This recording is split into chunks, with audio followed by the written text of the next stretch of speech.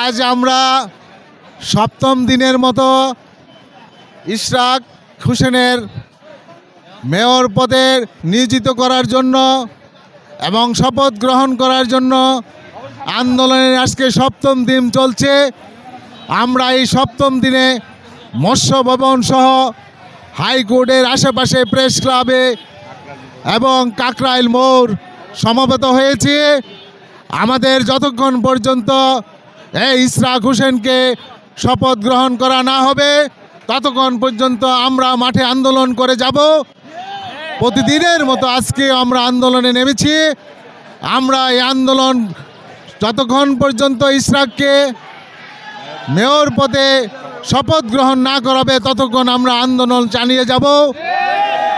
আমরা এখন আমাদের নেতাদের উদ্দেশ্যে তাদের উপদেশের অপেক্ষায় আছি। প্রয়োজনে আমরা যমুনা ঘেরাও করব, প্রয়োজনে আমরা যমুনা ঘেরাও করব। আমাদের এই দাবি না মানা পর্যন্ত আমরা এই যমুনায় রাজপথ ছাড়ব না। আমরা আজ অনেক গণতন্ত্র চর্চা করার জন্য আজকে আমরা এখানে সমবেত হয়েছি, কিন্তু এই অন্তর্বর্তীকালীন কল্যাণ সরকার গণতন্ত্রকে প্রতিষ্ঠিত করতে দেবে না, না দিয়ে তারা এই টাল বাহানা শুরু করছেন। কারণ এই আসিফ মোহাম্মদ সে একজন রাজাকার, সে একজন রয়েল লোক। এই দেশে আবার স্বৈরাচারকে প্রতিষ্ঠিত করার জন্য পায়তারা করছে। ভারত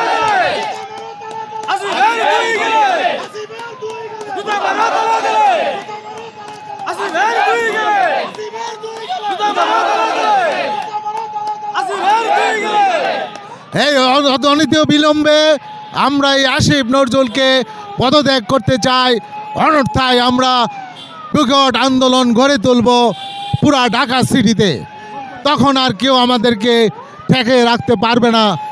সেই পলাতক স্বৈরাচার ফেসিবাদ হাসিনা যেভাবে তার মন্ত্রী পরিষদ নিয়ে পালিয়ে গেছেন, এই আসিফ নজরুলও এইভাবে পালিয়ে যেতে হবে।